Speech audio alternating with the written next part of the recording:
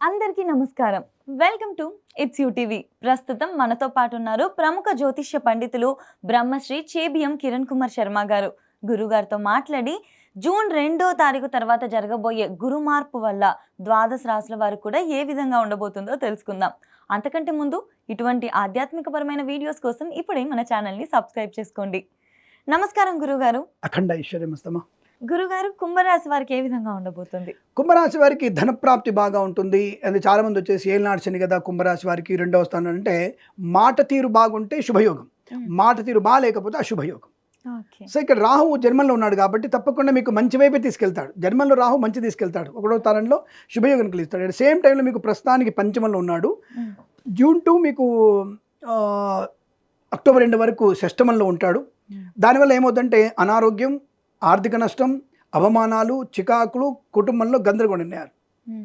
కానీ మాట తీరు వల్ల ధనయోగం, ఐశ్వర్యం, కుటుంబ సౌఖ్యం, సంతాన యోగం. సప్తమంలోకి వస్తాడు. నవంబర్ నుంచి ఫిబ్రవరి వరకు సప్తమంలోకి వస్తాడు. 7th హౌస్లో సింహంలోకి వస్తాడు గురుడు. అక్కడ మీకు విపరీతమైన రాజయోగం, మహారాణి యోగం.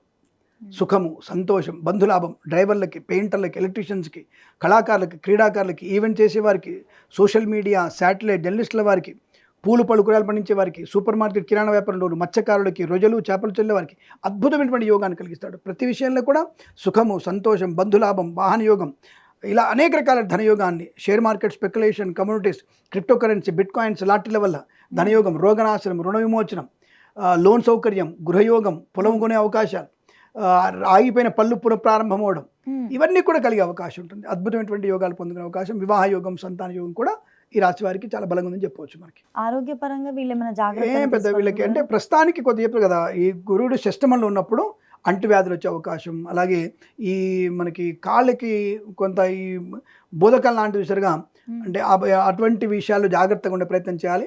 అంటే ఇప్పుడున్నటువంటి ఎబోలా అనేటువంటి కొత్త రోగం వస్తుంది కదా, అటువంటి వాళ్ళకి అంటే ఈ సౌత్ ఆఫ్రికా, ఈ జింబాంబే ఇటువంటి ప్రాంతాలకి వెళ్ళే ప్రయత్నం చేయకండి. ఎందుకంటే దానివల్ల కొంత ఇబ్బంది పడే అవకాశం ఉంటుంది. కాబట్టి ఆఫ్రికా దేశాలకు వెళ్ళకపోవడం మంచిది.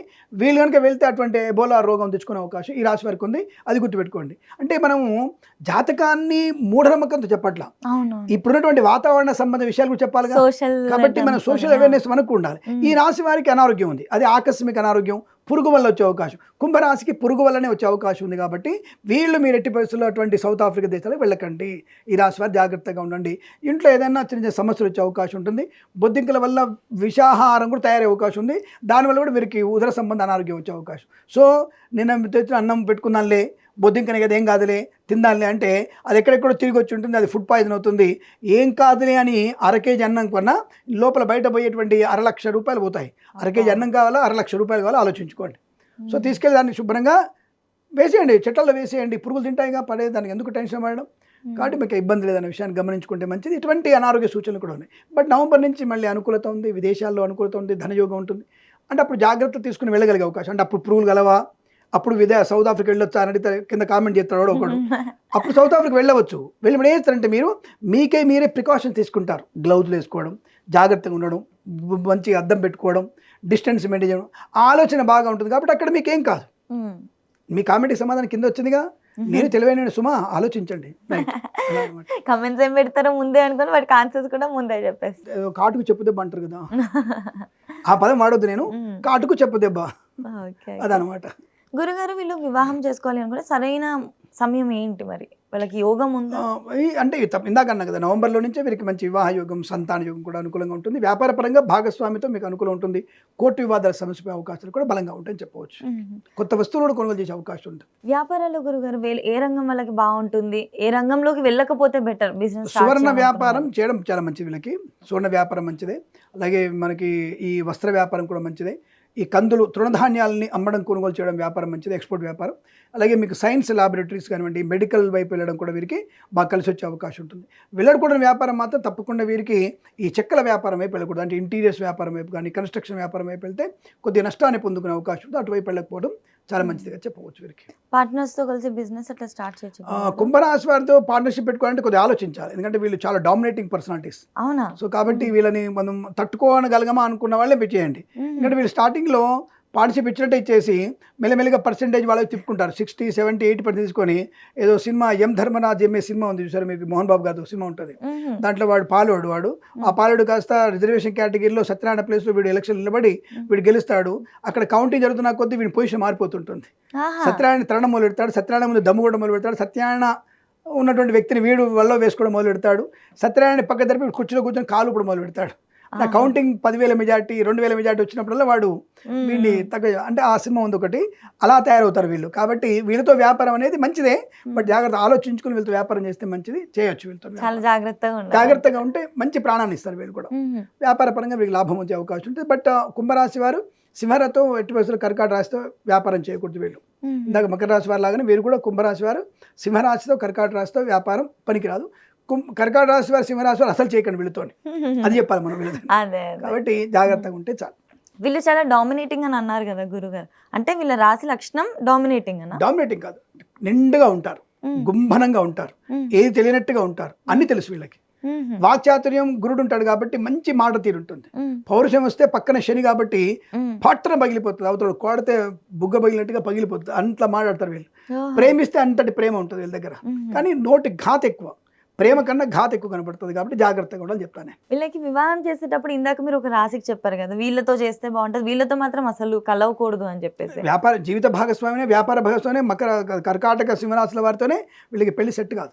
జాగ్రత్త, ఎప్పుడు ప్రమాదం ఇద్దరు కూడా. బెస్ట్ రాశి గురుగారు వీళ్ళకి? బెస్ట్ అంటే వీళ్ళకి మిథునం అండ్ కన్యా రెండు చాలా టాప్ లెవెల్ ఉంటాయి వీళ్ళకి. మిథునం, కన్యా, మకరం మూడు కూడా వీళ్ళకి చాలా టాప్లో ఉంటాయి. ఆ మూడు రాశుల వారిని హ్యాపీగా చేసుకోవచ్చు వీళ్ళు. అట్ సేమ్ టైం సెకండ్ ఆప్షన్లో తులా, వృషభ రాశితో వీళ్ళకి వివాహం మంచిది. గురుగారు మరి విదేశాలకు వెళ్ళాలి అని అనుకున్న వాళ్ళకి, విద్యార్థులకి ఎగ్జామ్స్ విషయంలో కానీ గవర్నమెంట్ ఎగ్జామ్స్ రాసే కాంపిటేటివ్ ఎగ్జామినేషన్స్ లో నెంబర్ 1 స్థాయిలో ఉంటారు వీళ్ళు. అకాడమిక్ ఎడ్యుకేషన్ లో 2 సబ్జెక్టులు పోగొట్టుకుంటారు వీళ్ళు. ఇది గుర్తుపెట్టుకోవాలి మీరు. అకాడమిక్ ఎడ్యుకేషన్ లో బద్ధకం ఎక్కువ, పర్లేదు నేను రాసేస్తాలే అనుకుంటారు. రాయాల్సిన సమాధానం కన్నా రాయకూడదు సమాధానం రాసి వచ్చేస్తారు వీళ్ళు. అంటే కొంతమంది మేధావులు ఉంటారు, మీకు అర్థమైందో లేదో, ఇప్పటికి కూడా బాహుబలి సినిమా స్టోరీ, రేపు నాకు తెలిసి పెద్ద సినిమా రిలీజ్ అయిన తర్వాత పెద్ద సినిమా స్టోరీ రాసే వాళ్ళు ఉంటుంది. అన్నగా అది చాలా మటుకు బయటకు వస్తే బీటెక్ వాళ్ళే రాస్తారు ఇంకెక్కువ. అందులో ఆడవాళ్ళు ఎక్కువ రాసే అవకాశం ఉంది. మీకు కావాలంటే ప్రూఫ్ ఇప్పిస్తాను నేను. అసలు మంచిగా పొందిగ్గా అందమైన అక్షరాలతో ఆ పాట కూడా రాసేసి, దయచేసి నాకు మార్కులు వేయండి, please give me some marks for, నన్ను పాస్ చేయండి అనేటువంటి మెసేజ్లు చాలా చూశాను. అది విట్నెస్తో సహా నా దగ్గర ఉన్నాయి, అవి కూడా నా దగ్గర ఉన్నాయి. సరే ఎందుకు పెట్టుకుంటారు ఇవన్నీ? ఆధారం లేకుండా మాట్లాడితే క్వశ్చన్స్ వేసే వ్యక్తులు ఎక్కువైపోయారు. ఐ లైక్ క్వశ్చనింగ్, నాకు క్వశ్చనింగ్ అంటే చాలా ఇష్టం. నేను ఆధారం చెప్పడం నేను ముందుంటాను, నేను ఇక్కడ ఈ జరుగుతుంది ఈ విషయంలోనే. కాబట్టి కేర్ఫుల్గా ఉండే ప్రయత్నం చేయండి. అకాడమిక్ ఎడ్యుకేషన్లో బ్యాక్లాగ్స్ పడిపోయే అవకాశం ఉంది. కాబట్టి రేపు జరగబోయే ఎగ్జామ్స్ ఏమైనా ఉంటే మాత్రం కాస్త జాగ్రత్తగా రాస్తే మంచిది. బట్ కాంపిటీషన్లో టాప్ లెవెల్లో ఉంటారు. ఇప్పుడు ఎగ్జాంపుల్ మీకు చెప్తున్నాను. మీకు నేను ఇంటర్మీడియట్ ప్రమోషన్ కోసం రాసే, అంటే బెటర్మెంట్ రాసే ఎగ్జామ్స్లలో ఏదైనా పర్సంటేజ్ కోసం అయితే మాత్రం తగ్గిపోయే అవకాశం ఉంది.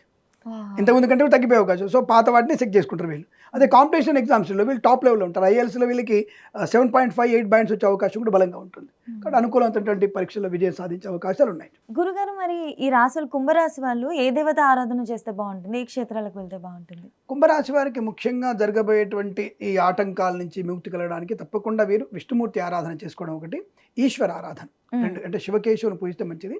సోమవారం తప్పకుండా అభిషేకం చేయించుకోవడం. మాస శివరాత్రి రోజున ఈశ్వరుడికి అభిషేకం ఖచ్చితంగా చేయాలి. దానివల్ల వీరికి ప్రయోజనం బాగుంటుంది. వీలైనంత వరకు విష్ణు సహస్రనామ పారాయణ చేసుకోవడం వల్ల కూడా ప్రయోజనం బాగా పొందుకునే అవకాశాలు బలంగా ఉంటాయి. తప్పకుండా ఆర్థికాభివృద్ధి ఉంటుంది, కార్యసిద్ధి పొందుకునే అవకాశాలు ఉంటాయని చెప్పవచ్చు.